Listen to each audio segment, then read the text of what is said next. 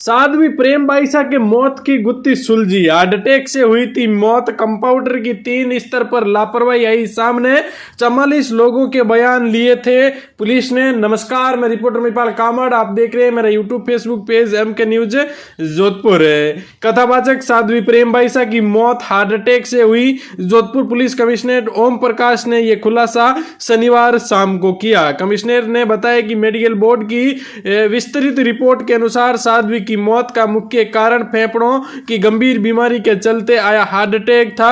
जांच में यह सामने आया कि इलाज के दौरान कंपाउंडर देवी सिंह की ओर से नियमों की अनदेखी की गई। इस स्थिति में लापरवाही सामने आई है। पुलिस कमिश्नर ने बताया कि 12 फरवरी को मिली FSL रिपोर्ट और हिस्टोपैथोलॉजिकल रिपोर्ट के आधार पर बोर्ड ने निष्कर्ष निकाला कि मौत शॉक के कारण हुई है, जो फेफड़ों की बीमारी जैसे अस्थमा, COPD के परिणाम स्वरूप आए हार्ट अटैक से हुई है। कमिश्नर ने स्पष्ट किया कि साइंटिफिक जांच और इन्वेस्टिगेशन में साध्वी के शरीर में जहर नहीं पाया गया। साथ ही किसी भी प्रकार के यौन अपराध या बाहरी व आंतरिक चोट के निशान भी शरीर पर नहीं मिले।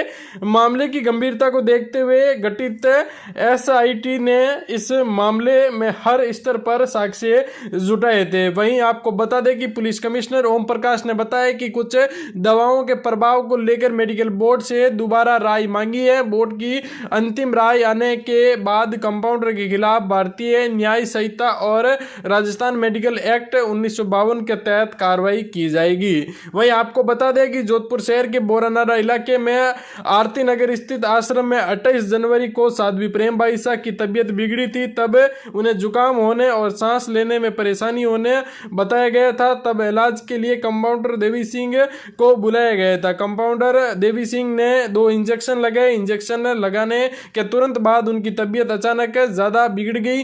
परिजन उन्हें लेकर पाल रोड स्थित प्रेक्षा हॉस्पिटल पहुंचे, जहां डॉक्टरों ने जांच के बाद उन्हें मृत घोषित कर दिया। साध्वी के पिता वीरमनाथ हॉस्पिटल से शव को आरती नगर स्थित आश्रम ले आए थे। पुलिस की दखल के बाद देर रात को शव MGH मोर्चरी में रखवाया गया। इसके अगले दिन 29 जनवरी को देर शाम MGM हॉस्पिटल में पोस्टमार्टम के बाद शव परिजनों को सौंप दिया गया था। 30 जनवरी को बाड़मेर के पेरेव गांव में साध्वी प्रेम बाईसा को समाधि दी गई थी। वहीं 2 फरवरी को विसारा सैंपल जांच के लिए भेजा गया था।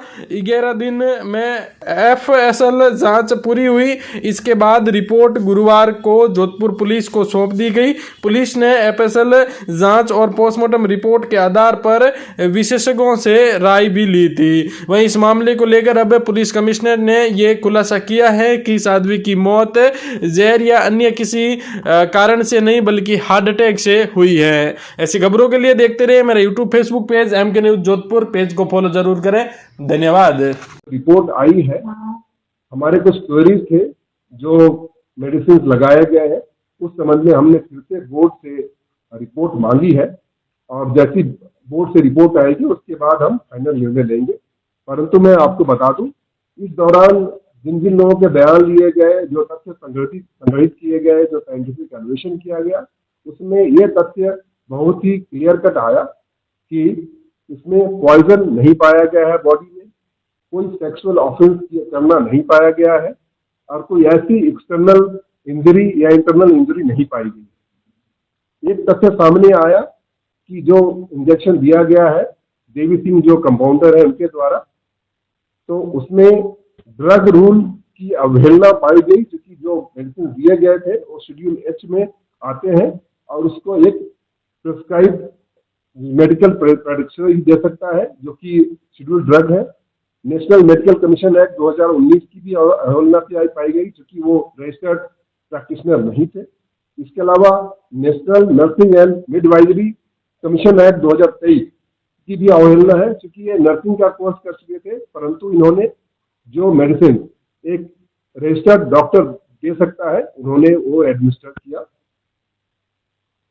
क्योंकि ये पहले भी उनके यहाँ इलाज के लिए जाते थे, जैसा कि तथ्यों में आया है और अन्वेषण में भी आया है।